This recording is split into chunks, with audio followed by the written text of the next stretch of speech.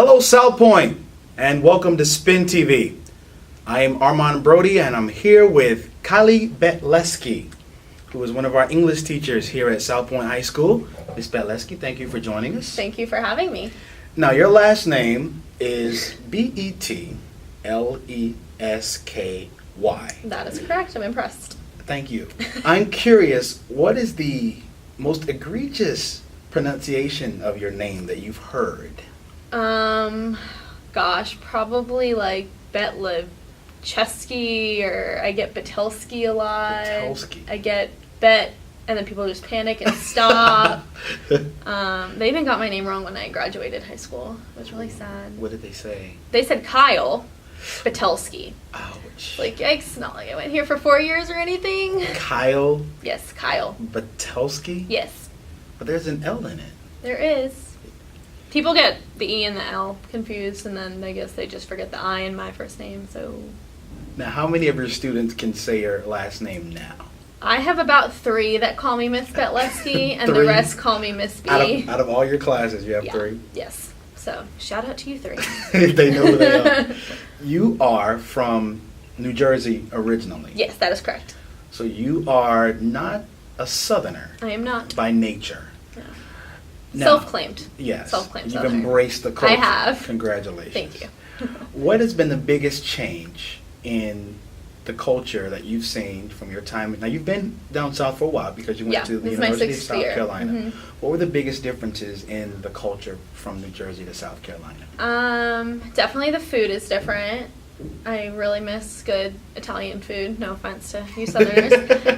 U-turns. We can't make U-turns in New Jersey, so the fact that people make U-turns here was really scary for me. I was not used to it. Really? Yeah. So do you remember the first time that something like that happened to you while you were driving? Yeah, I was a freshman at USC, and I was with my roommate who was from the South, and I just started yelling. I was like, what are they doing? What are they doing? What are they doing? She's like, you can do that here. So, but now when I go home to New Jersey, I'm like, dang, I just wish I could U-turn right now. So there's some positive? Yeah. Yeah. Yeah, definitely. So what's the biggest, food-wise, let's go back to food. Okay. Is there a food you eat down here that you never ate up in New Jersey? Grits. You eat grits. Yes, only cheese grits. I won't eat them without cheese. They have to have cheese. They have to have cheese. I still am not a big fried chicken person. Fair enough. I don't like collard greens. I like biscuits and gravy. Wait, you don't like collard greens? No. Oh, Biscuits and gravy has probably been my favorite. I love it. really? Yes, I absolutely love it. Do you make it yourself? No, I don't cook. No. You don't cook because it's not Because I'm desired? terrible. Oh. I'm terrible. Well, at least you know. Yes, exactly. When did you find out that you weren't? When I burnt Easy Mac at college. You burned Easy Mac. Yes. That was kind of when I realized. And you had a roommate? Yes, I did. How bad did it get? Well, I forgot to put the water in, and then I just put it in the microwave, and it started smoking a little bit and smelled a little burnt. But I didn't cause a fire, so that's a plus. And from that point on, I just went to the dining hall for food, and that was it. So you don't even try to cook? I mean, now I will a little bit, but it's things with very easy directions. I mean, I guess easy. Are you reading boxes as you? Oh, yeah. Mostly things I don't have to cook, like salad. Those, yeah. I'm a terrible cook. But anything else that doesn't require reading or instructions, you just leave alone. Yeah, no, I'm not one of those, self-proclaimed recipe makers. You are a Jets fan, New York Jets. New York Jets?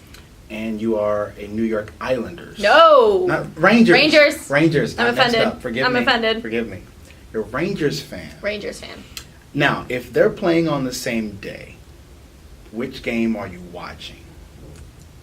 Do the games matter, or is it just a random... This is we're trying to get into the playoffs Oh, shoot. game.